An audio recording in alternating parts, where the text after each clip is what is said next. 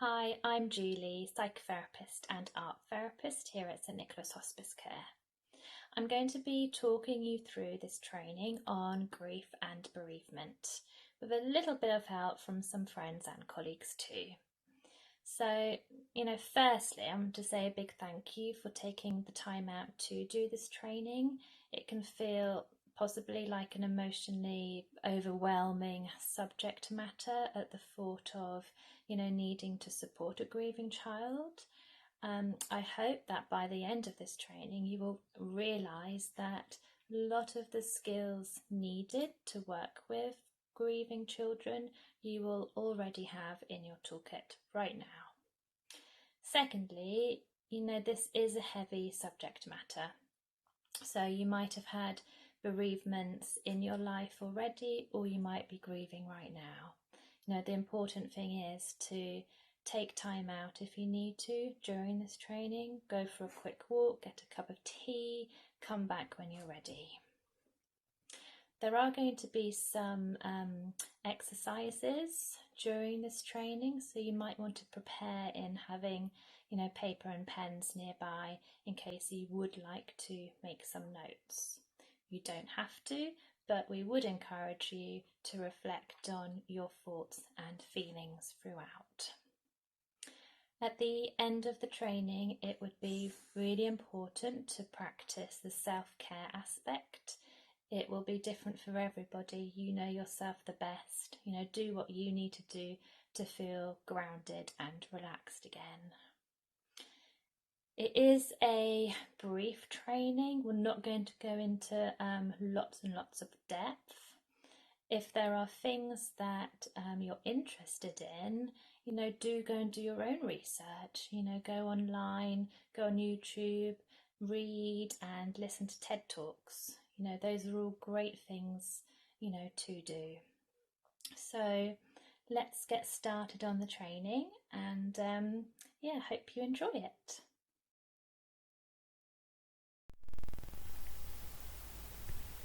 During this training, you will understand the importance of attachment. You will become aware of your own reactions and feelings when talking about grief and bereavement. We will help you understand that children and young people's behaviours to loss are different. You will feel confident in knowing what to say and what not to say to children and young people. We will also be providing you with some tools and top tips. Here are some images of relationships. I'd like you to take a look at each image and reflect on what you see.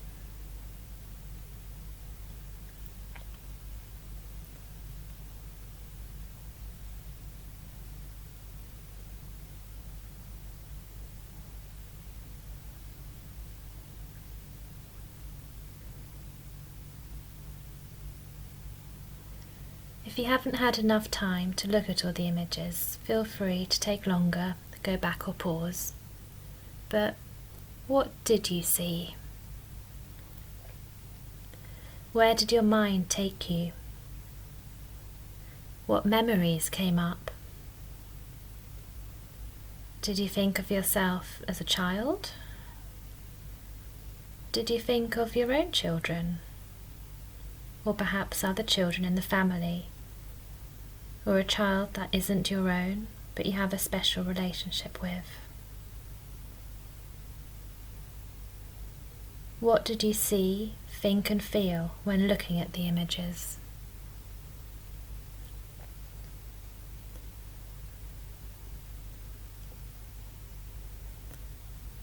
In the next slide, you'll hear some other people looking at the same images and sharing what they saw.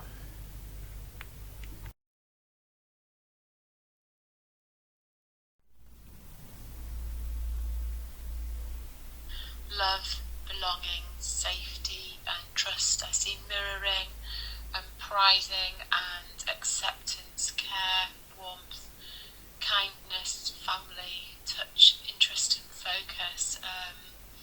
They're all really lovely images. I like the middle one of the little girl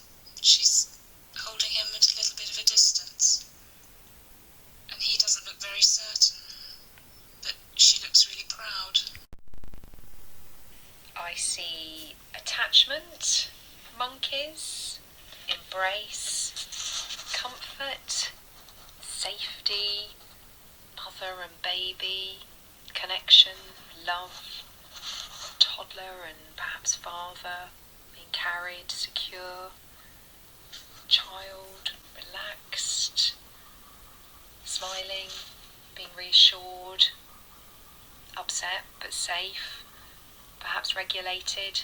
It's fun, play, parent and smiling, embrace, relaxed, comfortable, yet distant, disconnected, but reassured, safety, security, and love.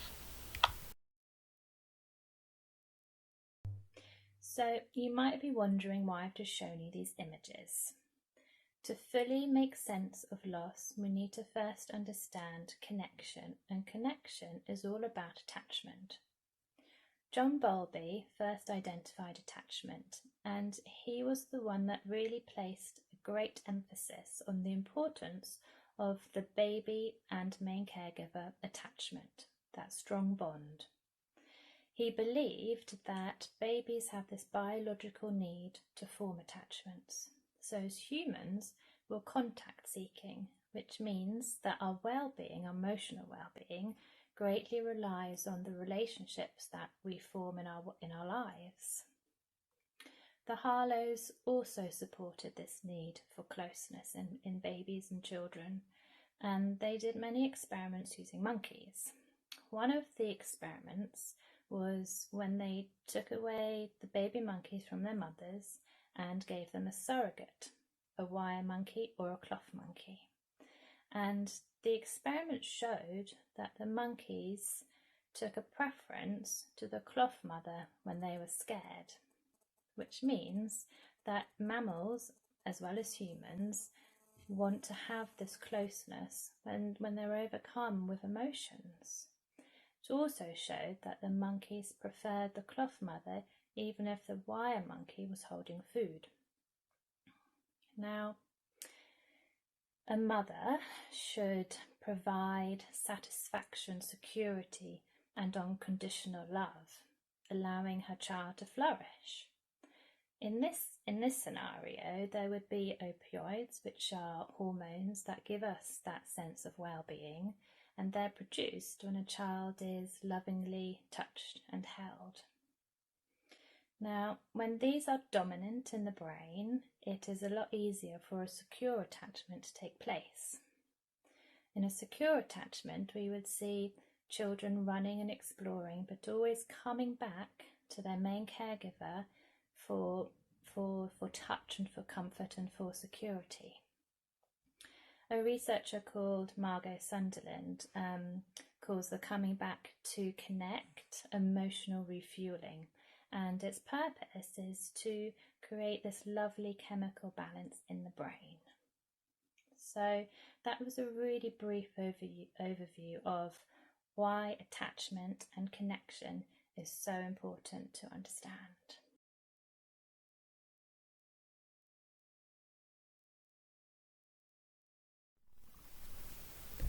Now take some time to look at the next series of images. What do you see and feel?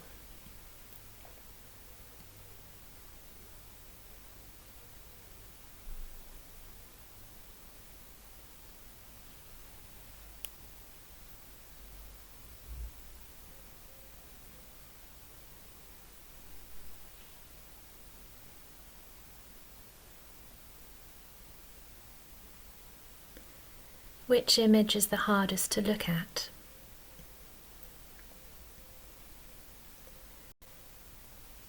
Which image brings up fear, sadness, despair, or any other feeling?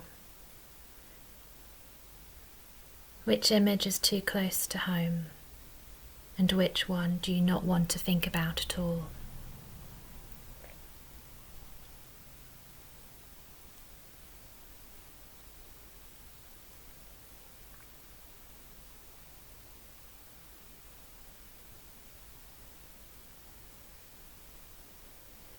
Again, if you need more time, just pause at any point.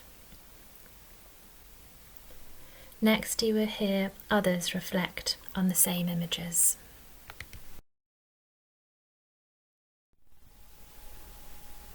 I see fear, trauma, shock, terror, sinister, macabre, certainly in terms of the Grim Reaper, and then I see a sense of unavoidable passage, and the bottom left one, I thought there's a sense of that's what I'd hope for if something was to happen to me. I see abandonedness and loneliness and isolation in the one with the top with the little boy as well. I see top left hand corner, the Grim Reaper to me. It makes me think of death looming, being out of control, an entity, something, someone coming to get me.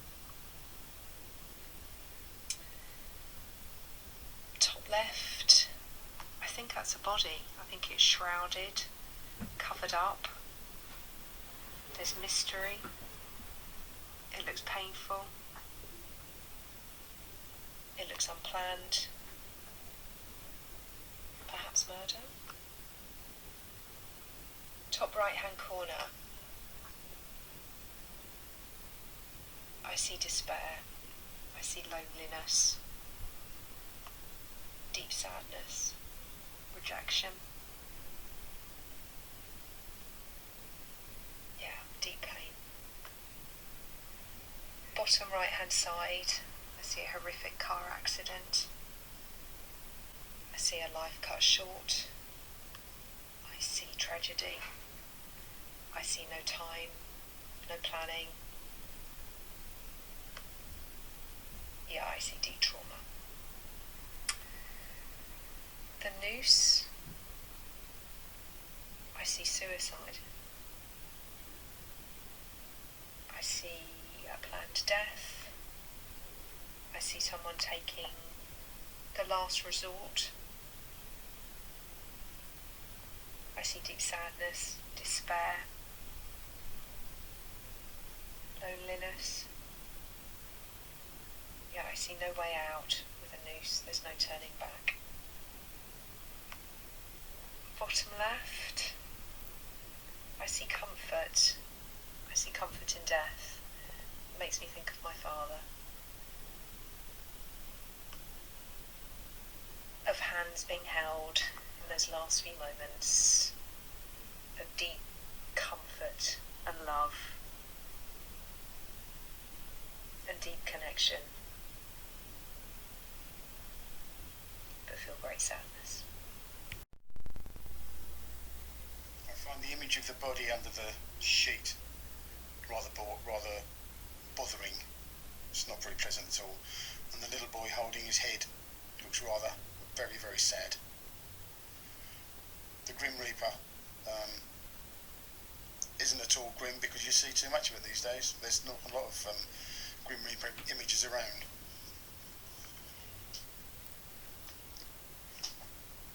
I find the hangman's noose quite stark. Doesn't I don't immediately associate it with death because it's quite a common thing to see, but when I think about that in terms of death, then it means suicide, which is really quite hard to contemplate. And the one that I find the hardest to look at is, I assume that's a stillbirth, a little baby with hands holding it, and that must be so traumatic. I find that the hardest to look at.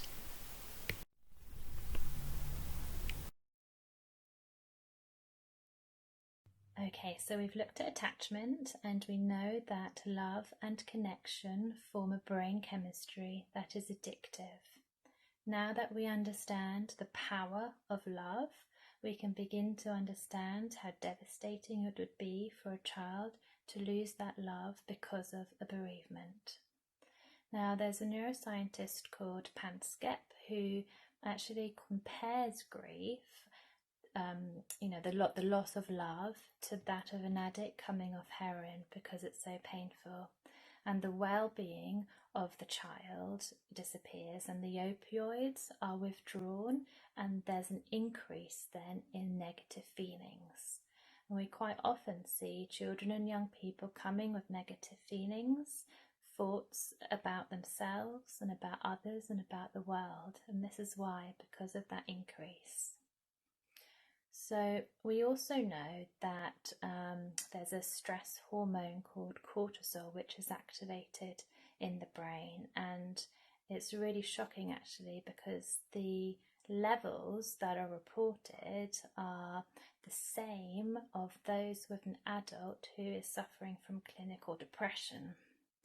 So you can really imagine how difficult it is for a child to be experiencing so much pressure of cortisol being flooded in the brain.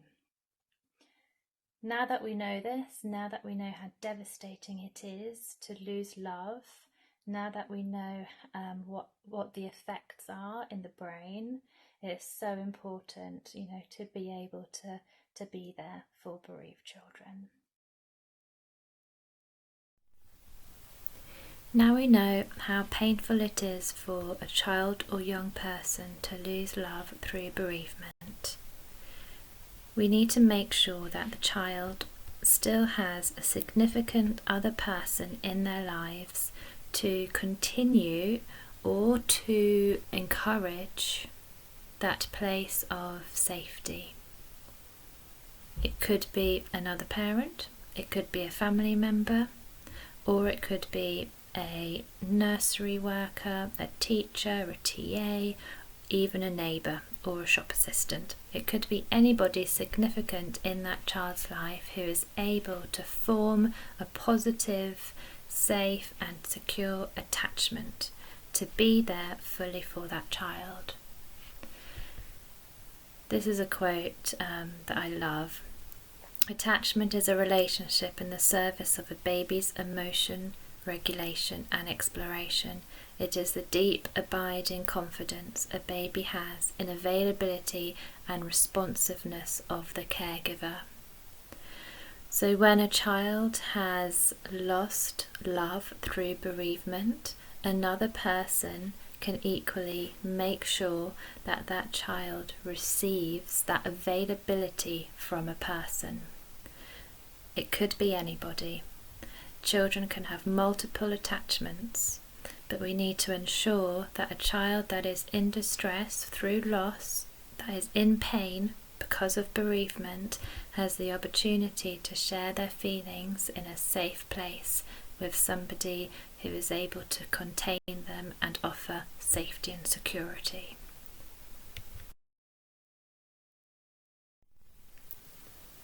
When trying to understand grief and bereavement, it's sometimes easier to connect when you can hear real stories and examples. So Caroline, my colleague, she's a family support practitioner. She works with children and young people, will be sharing her experiences of working with families at the hospice.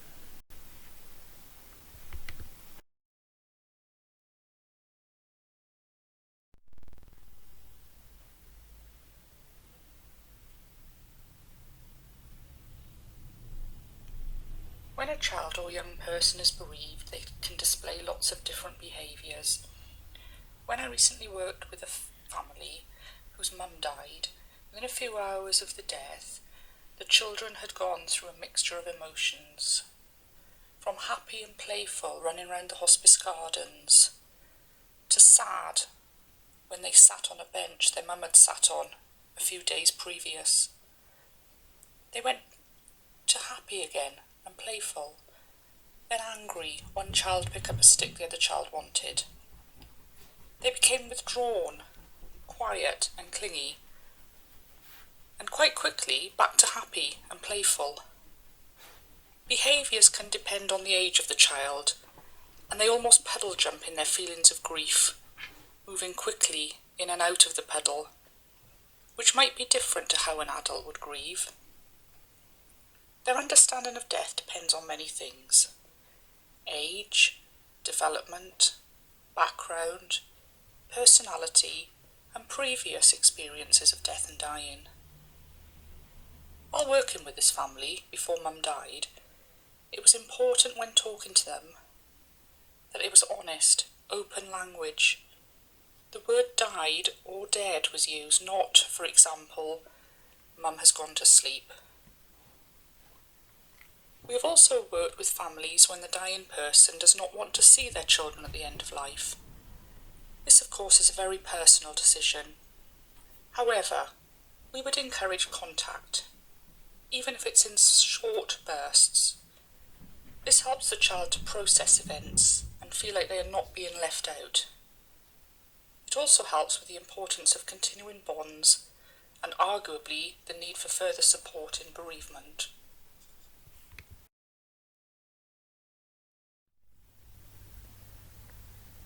Children will react very differently to loss depending on their age, and sometimes it's in what they say, and sometimes it's in what they don't say, and sometimes it's in their behaviour, which we'll look at in the next slide. I wanted to give you some examples of what children have actually said to me. If God was real, he wouldn't have let my dad get run over. Why can't Santa bring me my mummy back? I'm packing my bag to visit Daddy in heaven, and I want to be dead like my mummy. So the first three come from beliefs: God, Santa, and heaven. It's really important to be with the child and their beliefs, because it's something that the family has talked about with them. And especially the Santa one, Santa is meant to bring joy at Christmas, so saying, oh, actually Santa isn't real, that's why he hasn't brought your mummy back, isn't something you would say. Also, you wouldn't be questioning their religion and their faith, because again, it can be something that's really strong in the family. It's also very natural for children and adults to turn against religion in times of loss and stress, because there is that belief, and adults feel it too. Why did this happen? If there really was a God, why did this have to happen?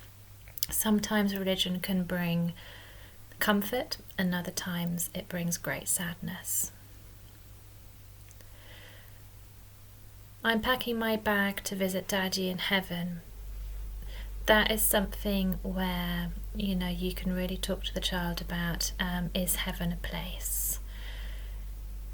There's no need to question their religion. However, this is an example of a child really needing to understand what dead means, and that heaven isn't a place where they can go. I gave an example earlier of a child wanting to get up to heaven with a big ladder, or sometimes they might say going to go on a plane, and then they don't give that reason why they're going. So somebody might think, oh great, they're going on holiday, but in their minds they're thinking, if I get on a plane I can visit Daddy in heaven, because heaven is in the sky. And another thing that sometimes is sort of said to them is that, oh, Daddy's a star, or Daddy's up in the sky. So they naturally want to go up there to see that person, if they don't understand that actually that person has died and it is impossible for them to see them again. I want to be dead like my mummy.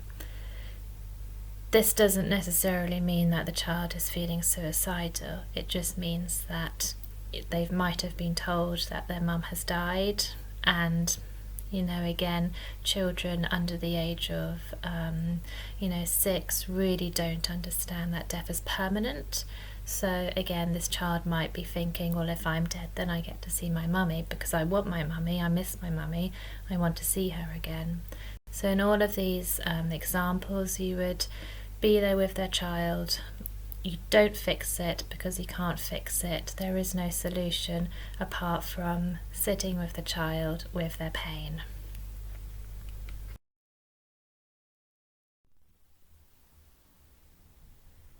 There will be many variations in the types of behaviours displayed in children. Now, as teachers, TAs, nannies, nursery workers, you will know these children really well and perhaps see them on a daily basis. You'll recognise their reactions to any small change, if they're ill, if they're hungry, or if they're hormonal. So anything that is not their normal behaviour could be a sign that emotionally they need support in regulating their feelings. There's some really great organisations that provide more information on behaviours and grief. There's Marie Curie, Winston's Wish, Child Bereavement UK, and Understanding Childhood. Those are just a few. Let's start with how babies and toddlers might react. They're pre-verbal and they'll have great difficulty in expressing how they feel, but they will show you very clearly that something feels very wrong. They may become clingy, they'll cry more, they might need soothing to get to sleep, rocked or their cheeks stroked, or they may seem distant and not interested in their food at all. It's key that as their carer, you become an attachment figure that they can cling to, so they receive that lovely chemical balance in the brain which calms and soothes them. Between the ages of 2 and 5, children believe that death is reversible, so they will believe that it is possible for that person to still come back. At this age they might regress back to thumb sucking, the baby talk, or wanting to sleep anywhere but their own beds. They might ask lots of questions, and sometimes the same question on repeat. It's because they're curious, and they might need more information as they try and make sense of the situation. Now, between 6 and 9, death becomes permanent, but there may still be some confusion and thoughts of the deceased's body being perhaps hungry or feeling cold. So here, good informative language needs to be used, and books can really help with their understanding. They might feel more angry. There may be more tantrums due to the inability to fully verbalise these difficult feelings. They might withdraw, there might be bedwetting, or looking to food for comfort. Pre-teens will be now fully aware of the implications of death, feeling different from peers, perhaps embarrassed, and their confidence and self-esteem might be affected. They might act strong if they feel the need to protect others from their own feelings. They rely on peers for support. However, a lot of bereaved children we see tell us that they are bullied because of their loss. Adolescents may withdraw. They might turn to smoking, drugs or alcohol as a way of suppressing their pain. We see a lot of self-harm at this age, and there's a possibility of them having those suicidal ideations, saying that, what's the point in life? Now what? If you're worried, let them know and encourage them to get extra support. It's also important to remember that there are many hormonal changes, and it's really hard to know if this behaviour change is due to the loss or if it would have occurred anyway. Always work closely with family members and let them know of any changes you have observed, so that you can work together as a team to support the child.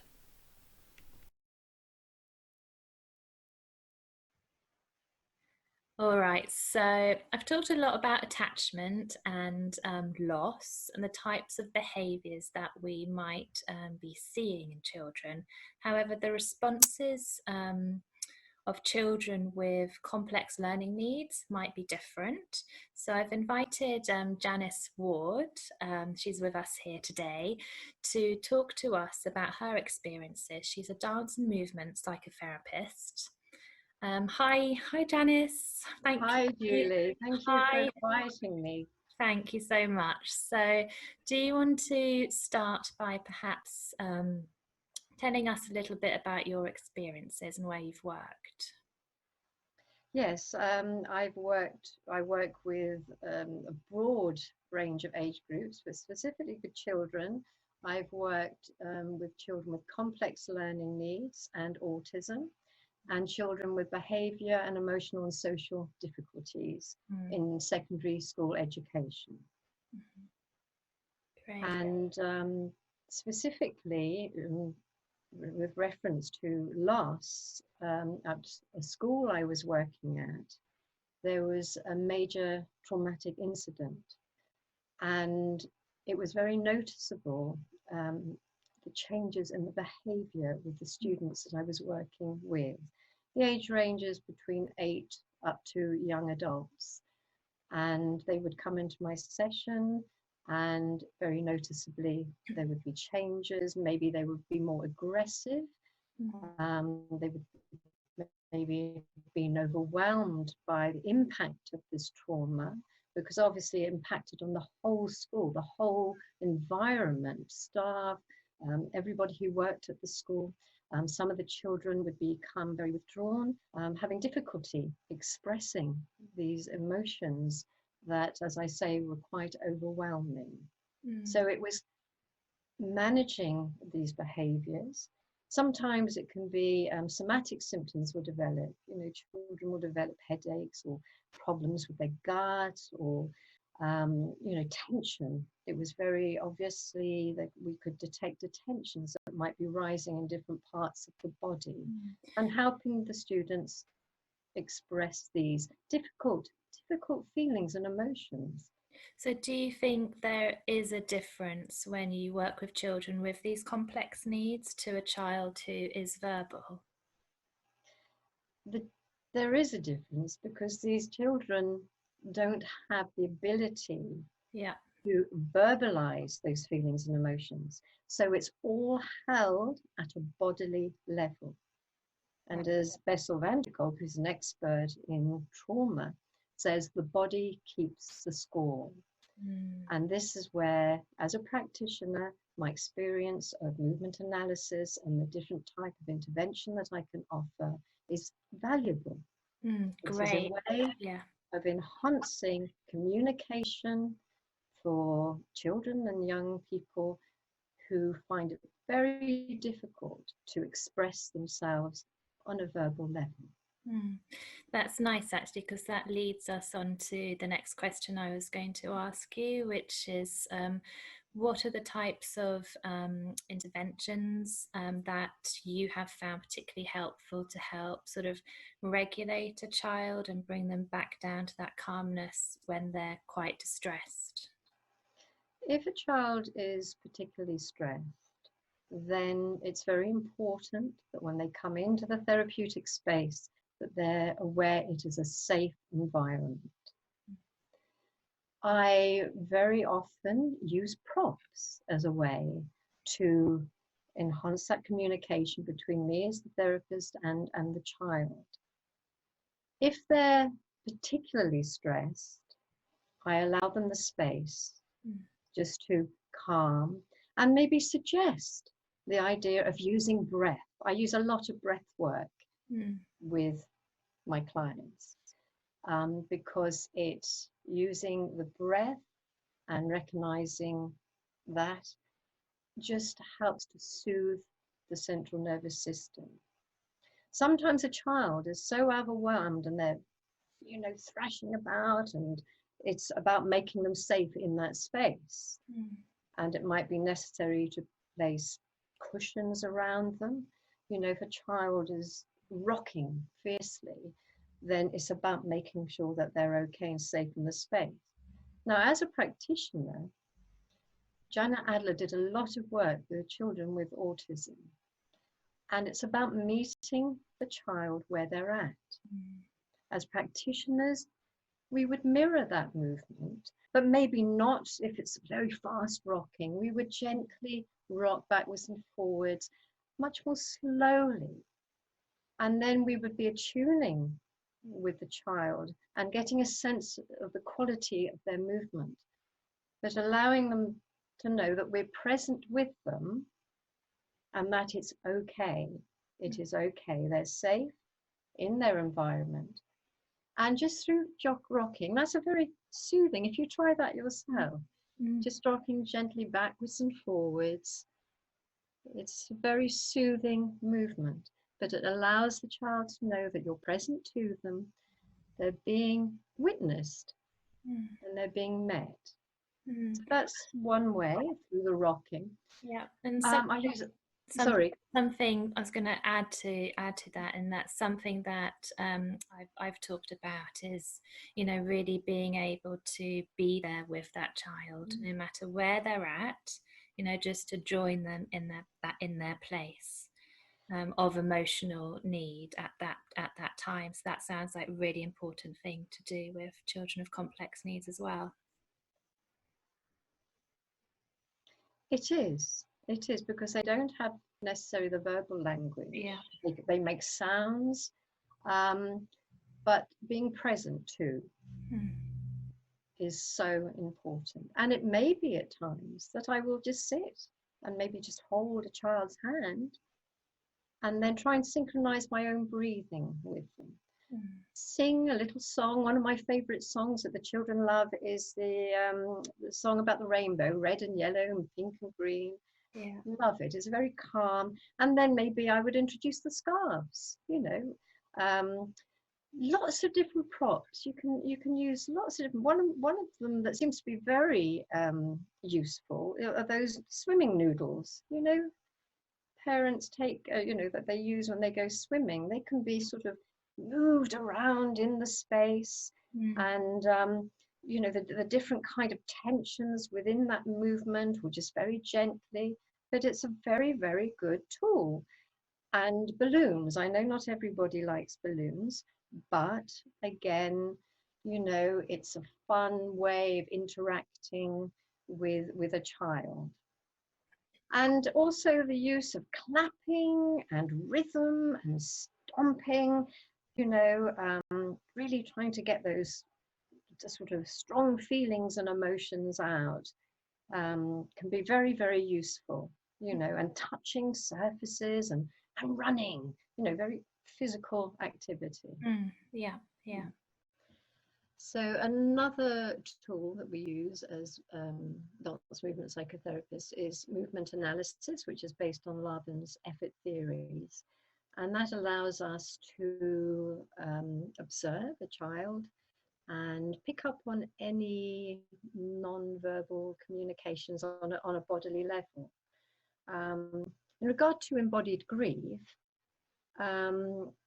it's trying to help that young person become aware of their body. And although we're working with children with complex needs, there is very often through our interventions and raised awareness on a bodily level. So regards to the grief and, you know, where the grief is held is something that we can actually detect through this movement analysis. And through the movement, these tensions can be released, as I always stress, in a safe environment and within a trusting relationship. Yeah, yeah. So a lot of these children will have trusting relationships with teachers and other people who care for them. I mean, you've given us a lot of examples of what you do, but what advice could you maybe give people who are working with children who have complex needs, and, you know, those people who want to support these children through loss? What could they do?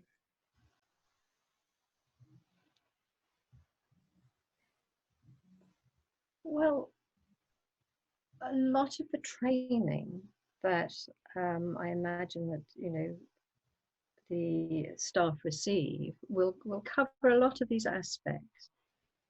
But the use of creativity and playfulness within this relationship, and yes, you're right, you know, the children are generally with these the staff, the teaching assistant or teachers, spending long parts of the day, and the focus on creativity, I think, is uppermost through the use of music or dance or drama or art, just finding ways of allowing the students to express themselves in a creative environment. Mm. I'm just thinking about a summer school that I was involved with a school, and we ended up putting on a little production, and the whole integration of arts, and that was arts and crafts, and the whole embodiment of creativity, and parents were invited to come along, and it was very exciting that all the staff were on board, and it was a very successful project. So, you know, I'm a creative arts practitioner, so obviously I have a bias. I see the benefit of using creativity as a way of enhancing people with complex, you know, students with complex needs, to find a way of communicating. Hmm. Yeah, that's lovely. Thank you. And some of the things you've just shared, they could also be adapted, couldn't they, for children with hearing or and visual impairments? Yes, of course. I mean, you know, we work very much on that sensory level, and I've had students both with visual impairments and hearing impairments. And I'm just immediately thinking of how valuable the use of props are, Mm-hmm. and sort of color, and, you know, I have fabrics, you know, fabrics are lovely, and the use of color on the fabrics, but even the tactile, you know, the different touching those different fabrics, and integrating that into the practice. And I have worked in the past with people with hearing impairment, and very often they're able to feel the vibration through the floor, and will pick up the rhythm through that. Mm. Um, and that's very interesting work. I think one of the things that's always very beneficial is that if we focus on, you know, students with visual impairment, an exercise to do maybe with the staff is to get them to, one, to be blindfolded, and another one to lead, so that they get a sense, that they're able to embody a little bit of what it must be like to lose that particular sense, you know, not having vision. And apart from developing that relationship, you know, thinking creatively of, oh gosh, yes, like, you know, taking that on board, Mm. but obviously working at a very slow pace, um, when working with these students. Yeah. And yeah, I've just got a lovely vision of one of the students I've worked with who had a lot of difficulty with hearing, but she was able to communicate through sign language. But she, you know, she'd come into the sessions, and, you know, as soon as she saw the props, she would just come alive, you know. And although her attention span was quite limited, she would come, join in, and then she'd disappear out of the session. But it was the joy on her face, Oh, that, you know, being able to be part of something, yeah. and feeling part of it. Yes. Hmm. One of the things I really picked up when you were talking was that it's very spontaneous work. And I think, you know, even with those children who are verbal, you know, sometimes the key is just to sit with them, be there with them, and you know, do what they want to do, rather than, right, we're talking about grief now, let's sit down, we've got 10 minutes, let's talk. You know, it's very organic, isn't it? The work is very organic, yes, and there is a lot of spontaneity.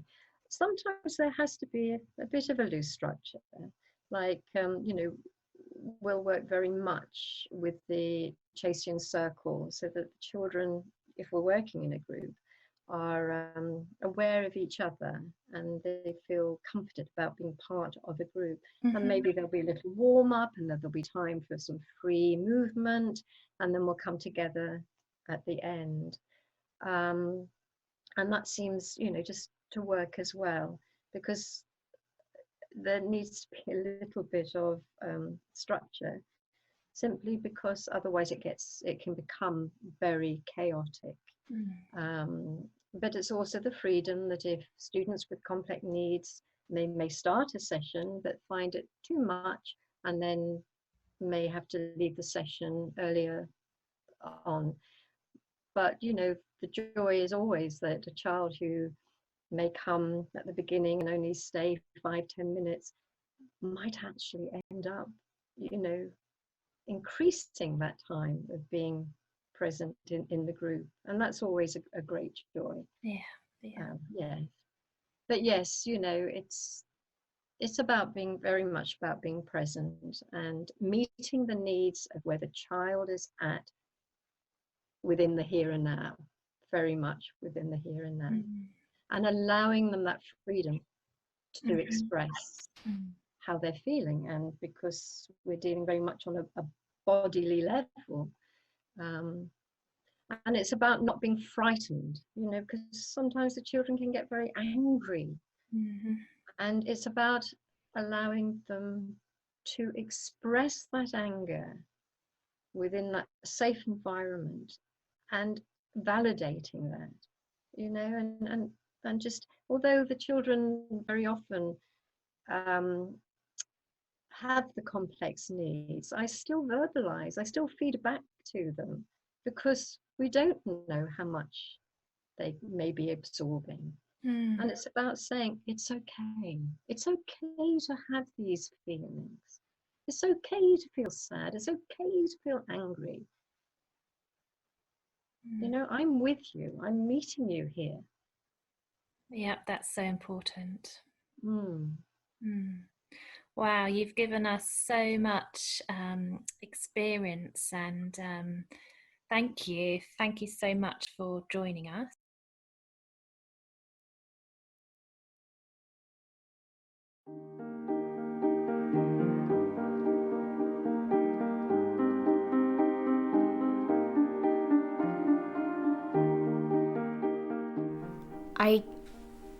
I remember she had a heart attack. I woke up to just find paramedics running up the stairs and things like that. I remember going into the hospital, still not knowing what to expect, and just seeing him lying there. I couldn't think of anything to describe it. It was just heartbreaking seeing. But my dad went in the ambulance and they drove her to the hospital, but she didn't make it.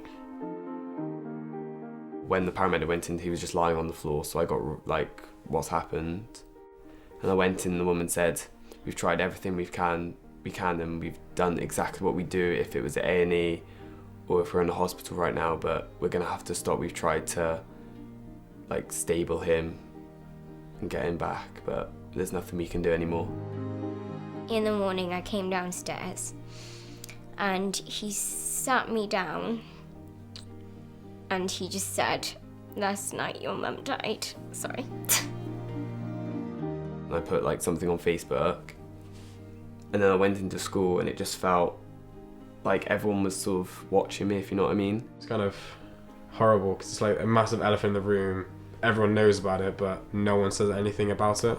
The first thing that came into my head was that everything was going to change. They can't understand how big of a gap it leaves in your life unless it happens to you. A dad is a big thing, especially for a boy, if you know what I mean. It can be for a girl too, but for that man in your life not to be there anymore, that you can't go and speak to him about men things or anything, it's hard. These feelings were coming into my head and memories, and I would get flashbacks and it would make me really upset seeing her face. Kind of the main way I wanted to go through Winston's Wish is to meet new people and kind of connect with them. I was so nervous, but as soon as I came in, there was these friendly, smiling people, and they opened their hearts. There's another boy who lost his dad and he was 13. And it was sort of the same way really. He just died in his sleep, and it was that you can relate to him, you can talk to him about like the same things, and he was sort of feeling the same way that I had like felt. So it was really nice just to talk to him about it. We got a piece of clay and we pretended it was our feelings, and then we threw it at a wall. It gave me people to talk to.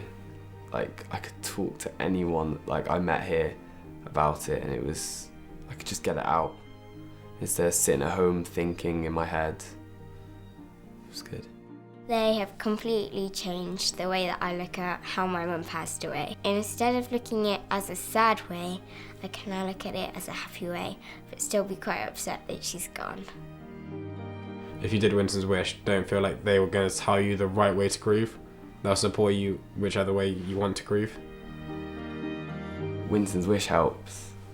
Go talk to people. That's what I did, and it helps so much. Life goes on.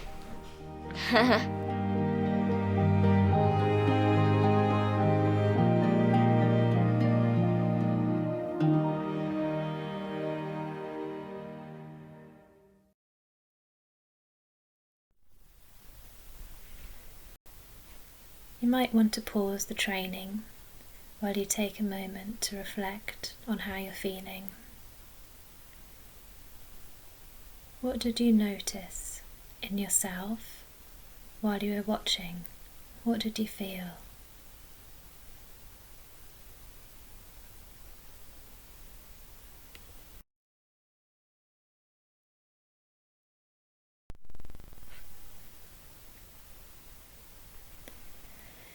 What we heard in the video that you just watched, that sometimes after somebody has died it can feel like it's an elephant in the room because nobody wants to talk about it. It can feel awkward, there can be awkward silences, or sometimes people can say things at the spur of the moment to try and help. However, they might feel very unhelpful at the time. What unhelpful things have been said to you after somebody has died? So I would say at least it was quick, was one of the things that people said, and that, you know, he had had a good life, which was true, but was not the most helpful thing at the time. And I think the other thing was that people who had similarly lost their father said, we know how you feel, and that made me feel that, you know, not all relationships are the same, we're all individual people, and the relationships are individual. So I found that none of those things were particularly helpful. For me, what was unhelpful when my mum died, someone said to me, she's gone to a better place. In the early days of my grief, I thought a lot about where she might be, but someone saying she'd gone to a better place really wasn't helpful. Another thing a friend said to me, which was really quite upsetting, was, don't cry, you're upsetting me. In that moment I wanted to cry. I just wanted someone to be there. They didn't have to hug me, just someone to be there to cry to. And the fact that I thought I was upsetting my friend upset me even more. And finally, a lot of people say it, and I've said it myself in the past, it will get better. This really isn't a helpful thing to say when you're in the throes of grief. You feel like it's never going to get better. So someone saying it will get better is actually quite unhelpful. The unhelpful thing said to me at the time of my mother's death was, don't worry, she's not suffering anymore. That didn't help me in the slightest. Of course she wasn't suffering, but she'd also died. Also, you're so brave, so strong, you'll get over it. Will I? I don't think so. Jumping into my silence. If I want to be silent, don't feel you have to fill it. My real bugbear is, I know how you feel. You may have been bereaved, but you don't know how I feel. And also, don't force feed me. It's alright if I don't want to eat. I am the aunt of four girls. Both both their parents passed away, and so I am their special guardian along with my husband. One of the things that I have found probably the most difficult to answer, and lots of people ask you, is how are you doing? Now, one of the things is that I think that people often ask that because it's what they want to know how you are. But it's very difficult because people often don't realise that actually how you're doing varies from minute to minute, from hour to hour, from day to day, and from month to month. So trying to give an answer is very difficult. My recommendation is you find people that you can be really, really real with, who you can actually say, at this particular moment, I can't cope, and at other times, actually, you know what, we had a real laugh today, and we really found some joy. But don't do that with too many people. The best thing to do is to just do it with a few people. And the ones that say, how you doing, you just say, we're doing all right. That covers a multitude of sins. Ducking and diving is always a good thing to say to people, because that gives them an idea of really what you're up against. One of the things that a lot of people ask me is, how affected are the girls? How are they doing? That is really difficult, because the question is on what level? On what level are they doing? How are they affected? You've got them on a physical level, that they're obviously grieving, they're missing their parents. On another level, they've got their emotions. You've got their reconnections with other people in their lives, building new relationships with people with their parents no longer there. It's on so many levels that, again, it's very, very difficult to answer, we're doing great, or we're not. One of the main things I'd say to schools and to friends and to teachers and people that are surrounding our children at this difficult time is that actually they forget very quickly. And what I found really helpful is being able to say to people, how long do you think it would take you to get over the loss of your parents? That puts the ball back in their court, and if they haven't done their geography homework, all of a sudden it's not really quite so important. It's not, grief and loss is not like a toolbox. It's not something that you can pull out a hammer or a spanner and use it in a certain way and come out with the thing fixed. For each person, a different tool will benefit in a different way. And I would just say, just be really true to yourself. Lower your expectations about things. You are in a different club. You're in a club where you see the world differently, and it's quite hard to be surrounded by people that are not in the club. Before, didn't we all worry about whether our children were playing the violin or behaving in a certain way? Now it's about just making sure that they are physically safe, emotionally safe, and that we can walk alongside them to come out the other end. And it's been 5 years now, and I would say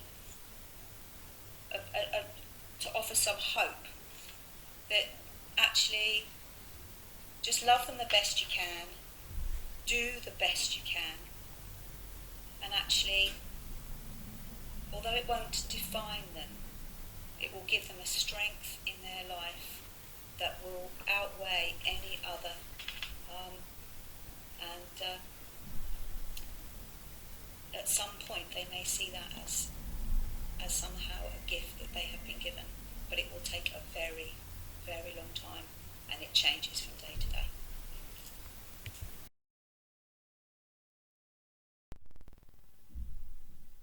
Let's have a think together about what we've just listened to. We heard some themes through the examples. We heard they're in a better place, his suffering is over, and most importantly, I know how you feel.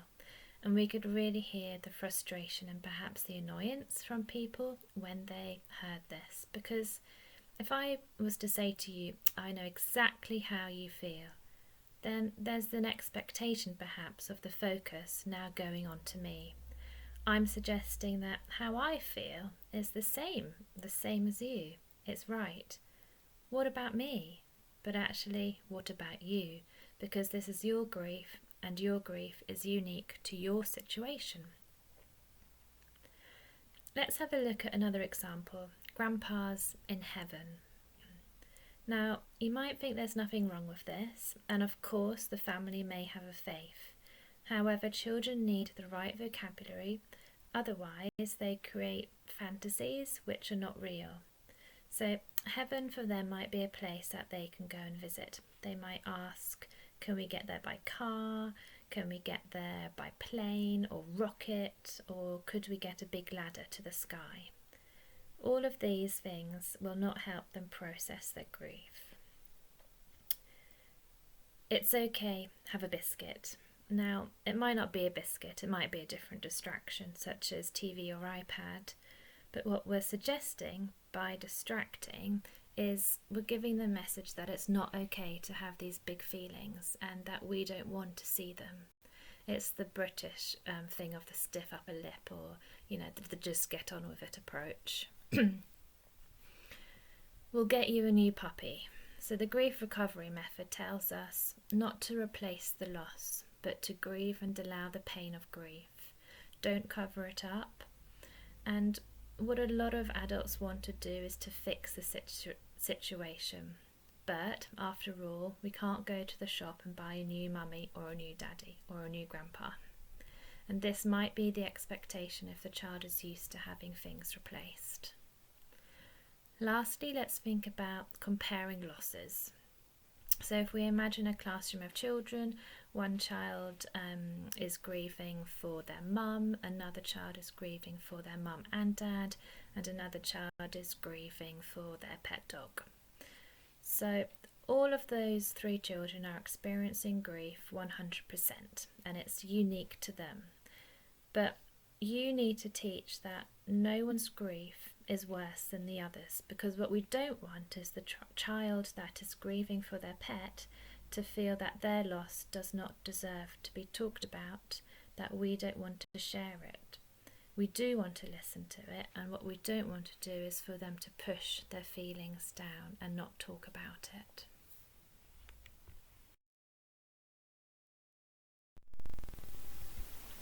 So before we move on and look at what to say as opposed to what not to say, how many of you are familiar with the 5 stages of grief? Denial, anger, bargaining, depression, and acceptance. This is the work by Elizabeth Kubler-Ross from her time spent working with the dying. Over time, these stages were placed onto the grieving process, even though this was not her intention. If you haven't already listened to it, I'd highly recommend Brené Brown and David Kessler on grief and finding meaning. David Kessler worked with Elizabeth Kubler-Ross, and he really talks with such passion about her work and how he's developed it. Grief is a natural response, and grief is unique. I'll never forget a client coming to see me for therapy with the belief that there was something very, very wrong with her. When I asked her why she believed that, it was because she had missed out the bargaining stage. So it's possible to feel any of these at any point. And many people share these similarities. It might be shock, numbness, denial, like we see here, anger, panic, guilt, isolation, depression, and hope.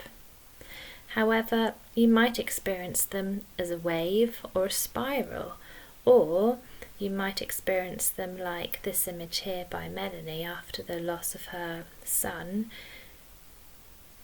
This shows how messy grief can be. So grief is different for everybody, grief is unique, and grief doesn't have to go through a stage. Grief can be messy.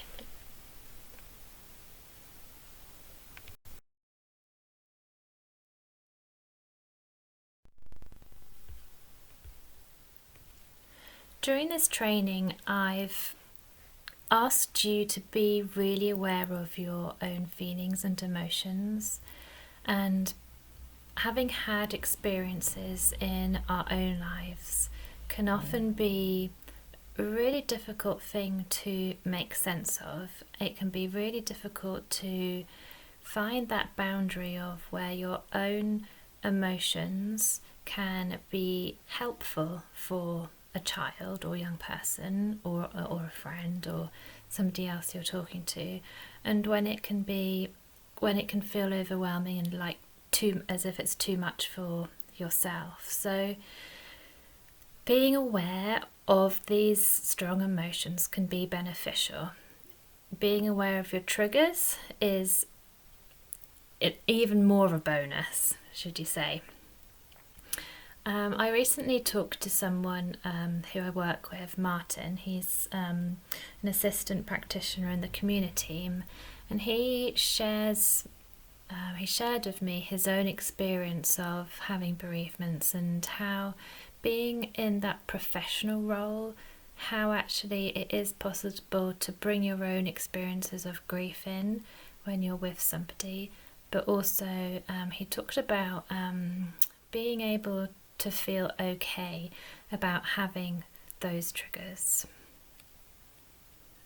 Hello, I'm Martin Warwick. I'm one of the assistant practitioners in the community team at St Nicholas Hospice Care.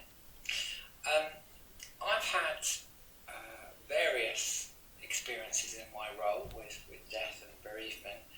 I think one of the things I believe is important is to remember that you're still a person, and whether you've got a uniform on or not. And I can remember drawing on my own experience of bereavement as a normal person, should we say, without my uniform on. In that I remember walking around the supermarket looking at some products and seeing something on the shelf and just absolutely losing it, and floods of tears. And I just thought to myself, I can't do this. And I left my trolley and everything there, and I walked in the car park, and it was fine. And I just thought, you know what, that's okay. And thinking about it as a professional and as a normal person, should we say, for both sides of the camp, it's actually is okay to have these moments. It shows that you have got feelings, and actually it's important to be kind to yourself. I don't mean that as a cliche, but it really is okay to have these moments where things just trigger things, other memories, and it's absolutely fine. So don't worry about it. If it happens, it happens. Be kind to yourself. It's important. So as Martin said, be kind to yourself. Sometimes we're human, sometimes we're triggered by absolutely anything out there, and it could be something that a child says to you. It could be that the child's grief or bereavement is very similar to your own experiences of grief. So being able to work through your own emotions around your grief and really understanding, how you can cope and manage will allow you to be that consistent, secure person that the child can talk to.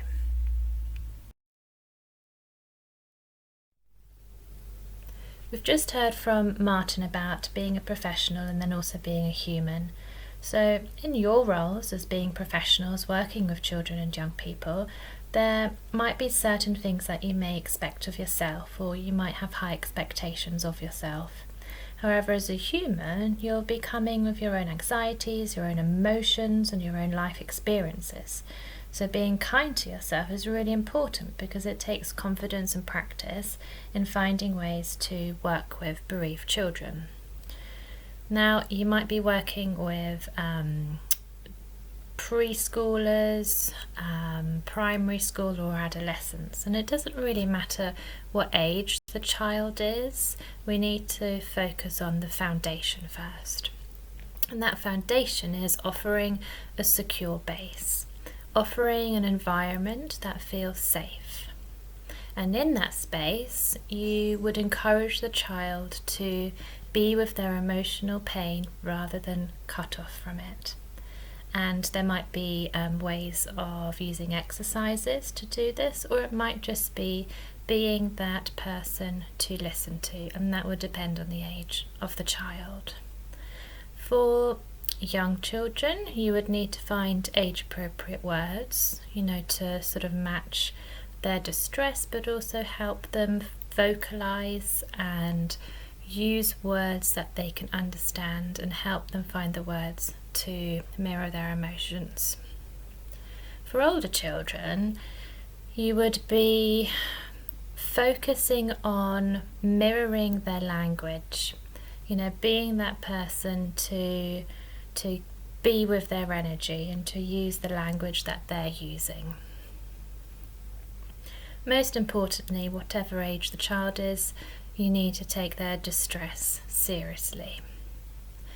You need to be that person to listen to their distress. You need to be that person to hold their distress, and you need to be the person that they learn to trust.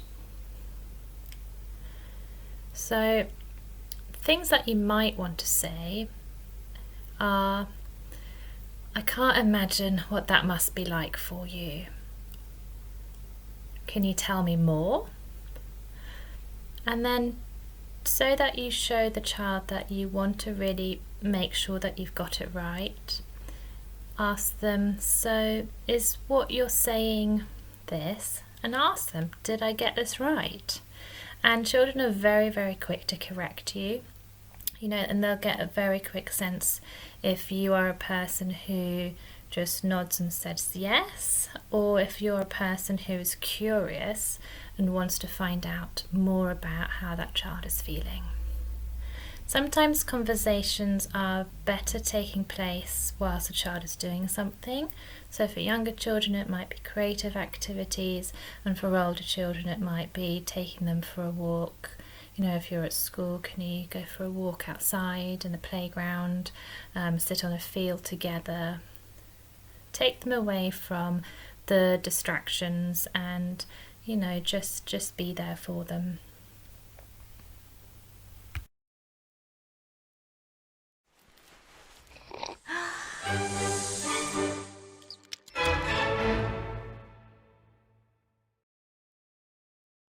So what is empathy, and why is it very different than sympathy?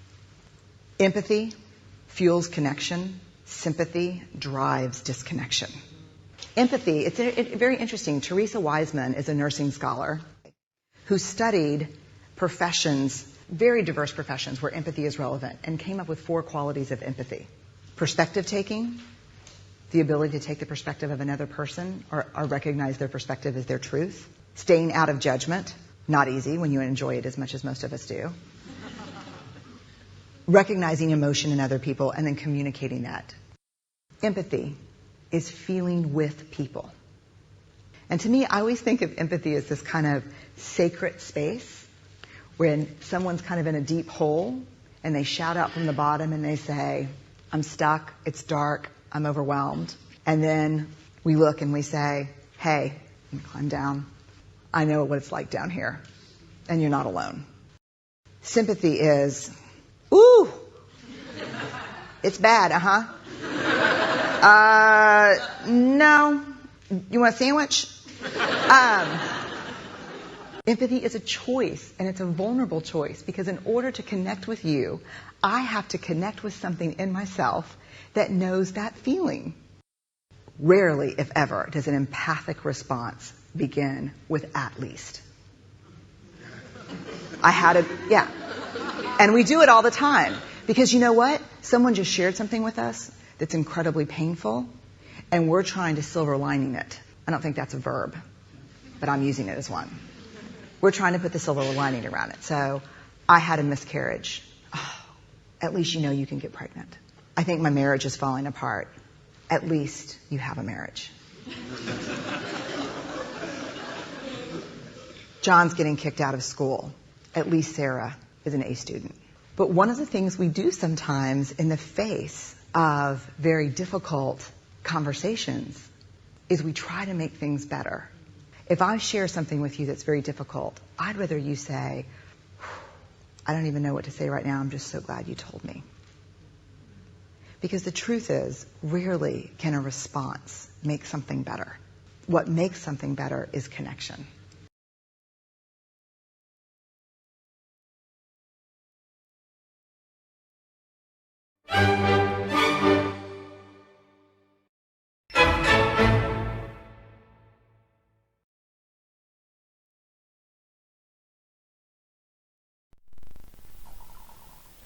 You'll soon be shown a short video by Lisa, our community hospice educator. She'll be talking you through a model by Lois Tonkin, which is called Growing Around Grief. Now, what we know about models is that there are many out there. You might watch it and find it's a real fit for you. You might connect to it. On the other hand, you might feel a disconnect and you might think this model isn't right for me. That's okay, there will be other models out there that you might connect with.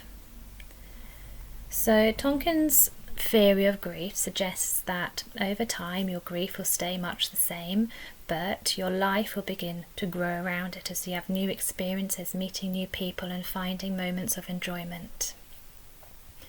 After Lisa has finished talking to us, what we will do is explore the model, develop it, and I'll give you some ideas of how you might be able to use it as an activity when working with children.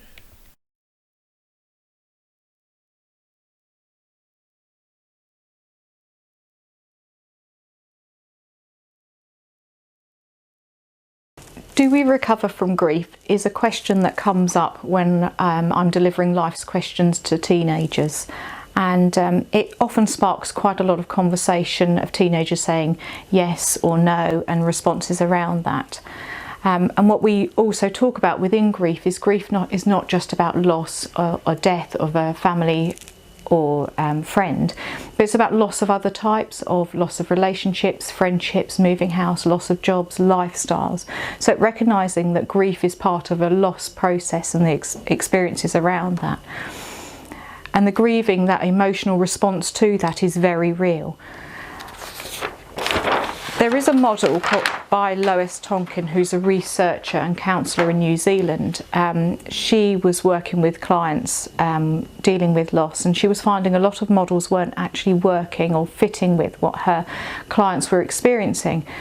And so she happened across a lady in a conference, and she talked about her loss that she experienced. And the model that came from that was growing around grief. What happened with this lady who lost her child was,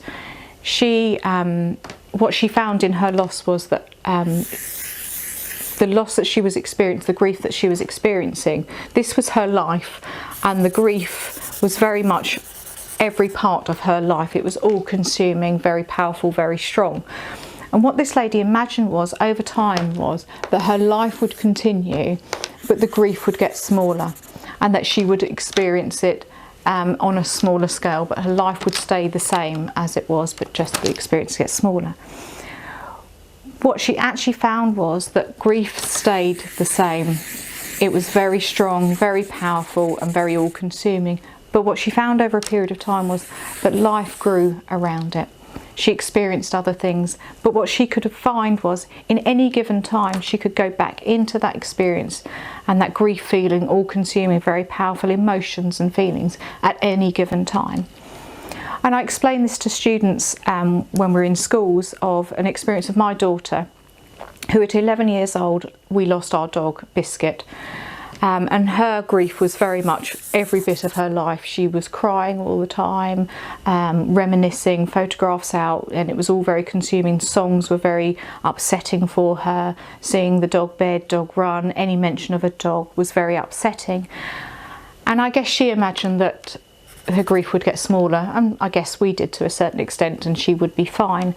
But actually what she found was she could go back into this grief at any given time. Life did grow and has grown around losing our dog Biscuit. We have 2 new dogs within our house and we have a lovely time with those dogs. But if my daughter sees a golden Labrador and it reminds her, she will go back into that grief very powerful and very strong as it was the day and the weeks after losing our dog Biscuit. And this story really hits home with students. It makes them realise that actually we don't get over.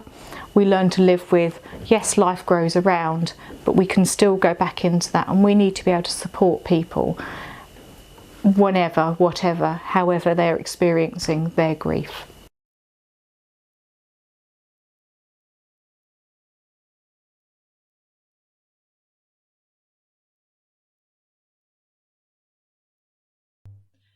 Growing around grief is a great model to use as a visual for children and young people.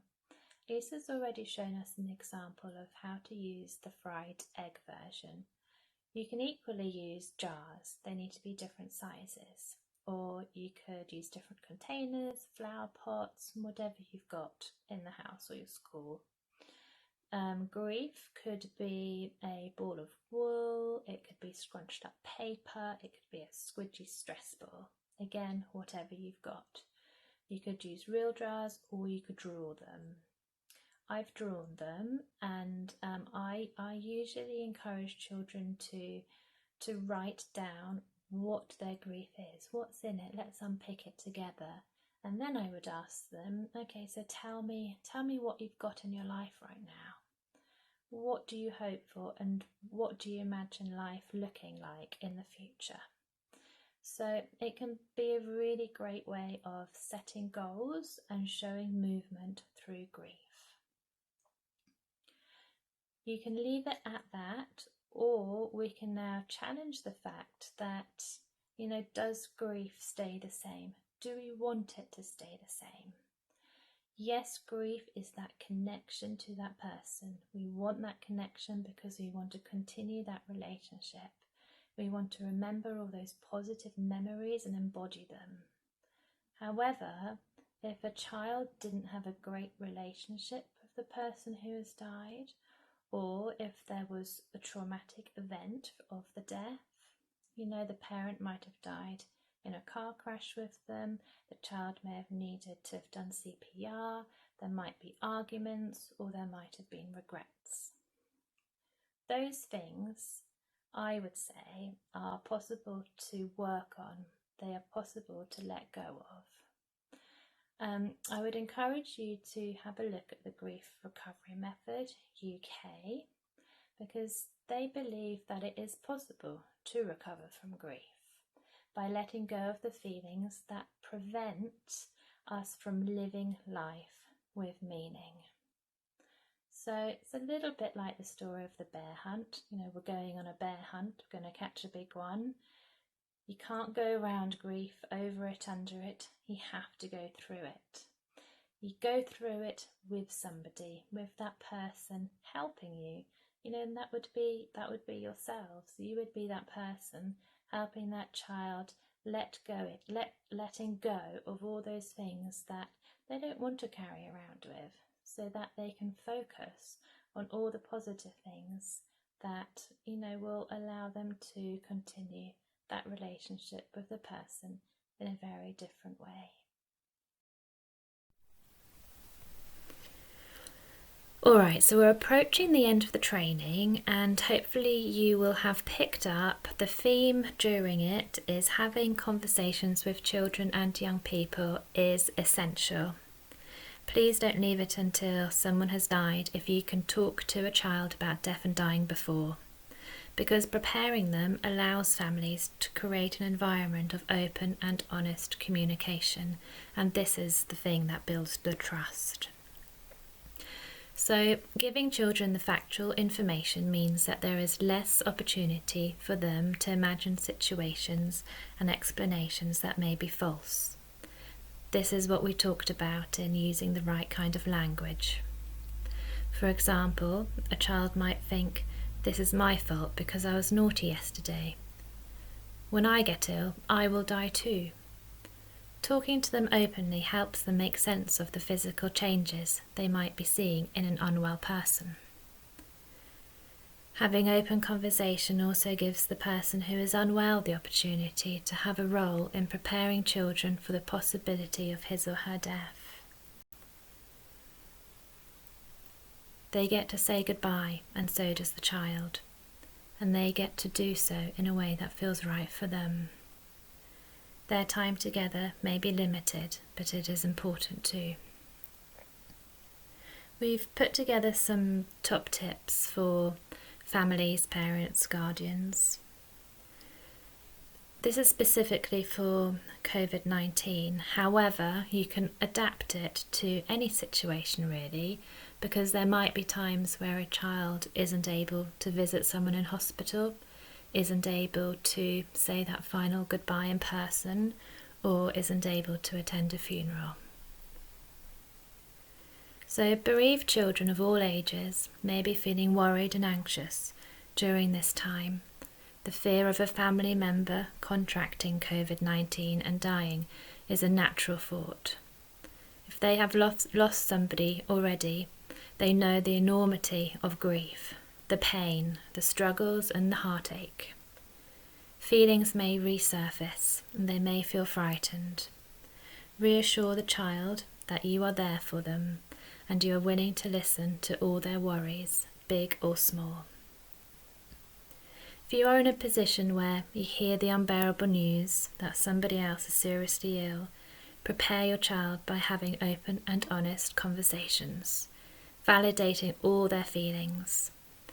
You don't have control over these situations, so find things that you and the child do have control over and work on those together. It's okay not to be able to fix everything as a parent, as some things you just can't. Be a good role model for your child and show them how you manage your own emotions.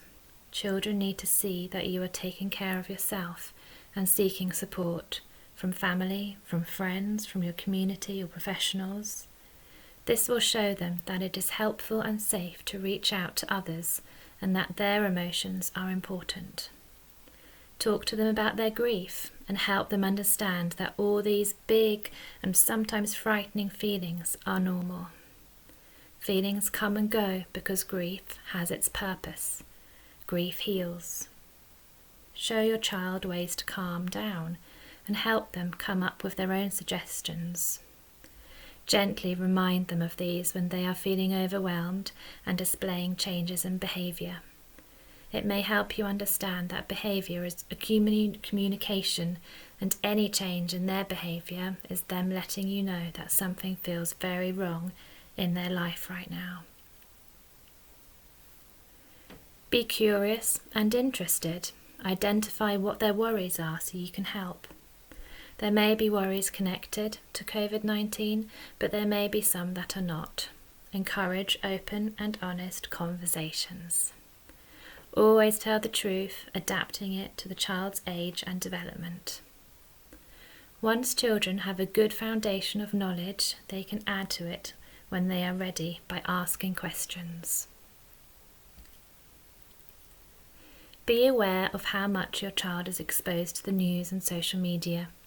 Consider if there are things your child is hearing but not understanding, or if they are getting more anxious by the things they are reading and seeing.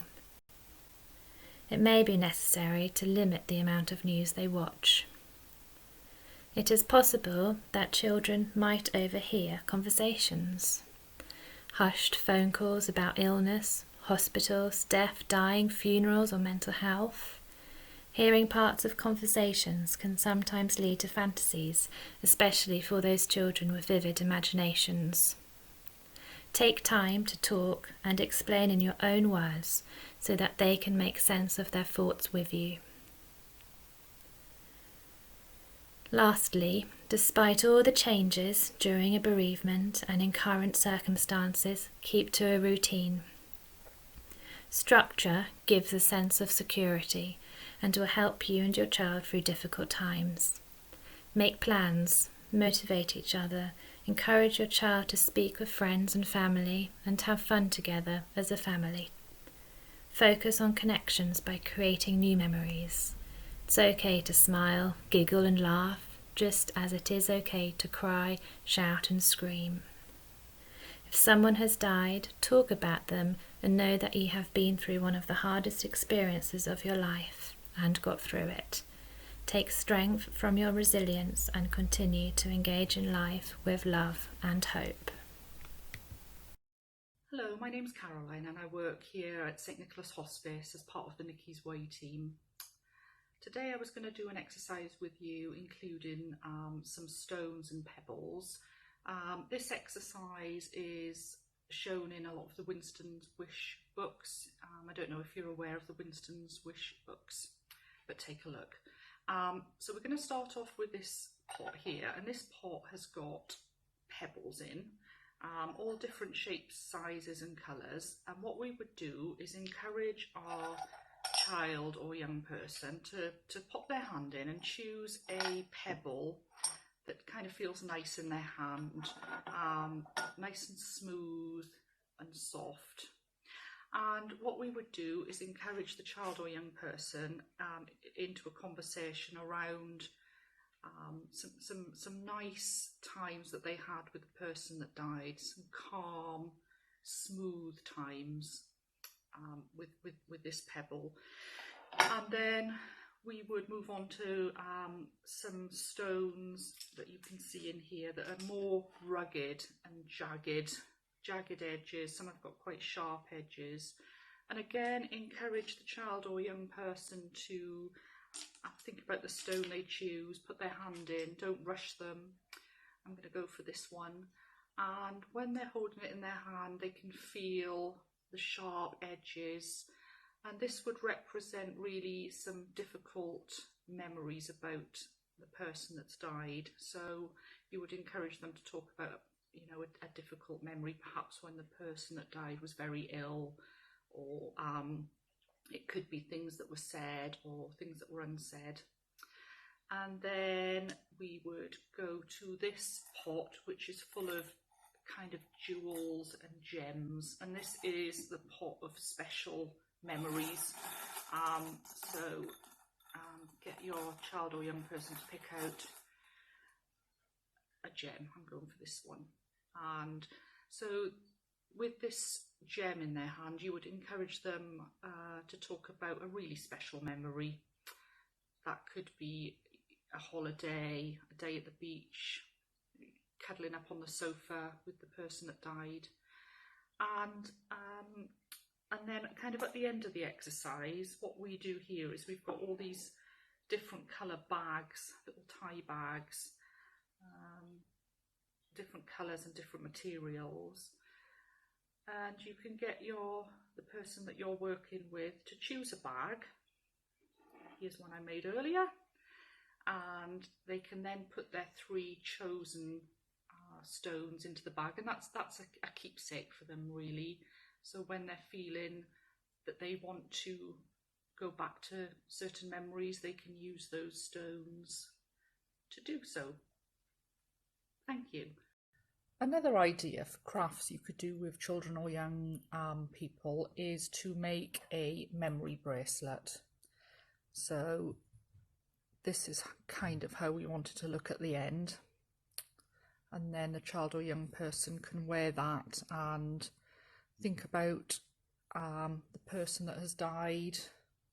So you want just a few balls of different coloured wool, and encourage the child or young person to choose a colour that reminds them of the person who's died. I've chosen red because red was my mum's favourite colour. And while you are making this with the child or young person, encourage them to talk about the memories and the colour. So red was my mum's favourite colour. She also had a red dress that I used to like seeing her in. And this is a nice time to spend some one-to-one time with someone talking about those special memories. So red is my first colour. I'm then going to go for blue or green. It's a light blue.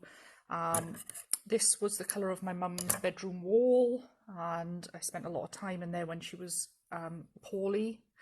So blue, and then I'm going to go for pink, because that was another one of her favourite colours, and a lot of her clothes was this kind of baby pink colour. So you'd spend a lot of time choosing colours and talking to your young person or child about why they've chosen the colours and the memories around that.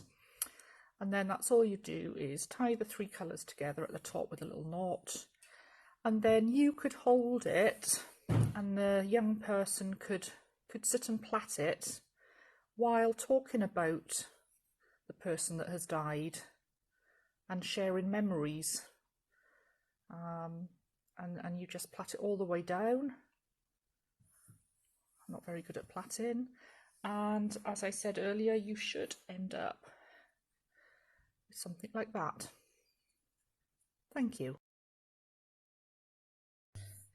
Another exercise we like to do with children and young people is from a book called The Blob Tree, and that's written by Ian Long and Pip Wilson. And this is just one of the pages out of the Blob Tree book. Now, this book encourages emotional literacy, and as you can see, the blobs are, they're not male, they're not female, they're not young, they're not old. And what we would do with our child or young person is encourage them to colour in with a crayon or a felt tip, or circle them. And you could ask the child or young person such questions as, which blob looks happy, which blob looks sad, which blob do you feel you were like? Choose a member of your family and find a blob that looks like them. You could ask them how a certain blob is feeling. So, for instance, this one lying on the floor here. How might that blob be feeling? Look at the blob hanging from the branch. How do you think, I use the word he's feeling? If you were a blob, where would you like to be on the tree? The child could make up a story about the blobs, describing as many different emotions and feelings as they can. And as part of a class, what you could do is make a giant blob tree and get a set of blobs showing different expressions and feelings. And then each morning, the child or the children could choose a blob that's closest to how they're feeling on that particular day and stick it somewhere on your homemade tree.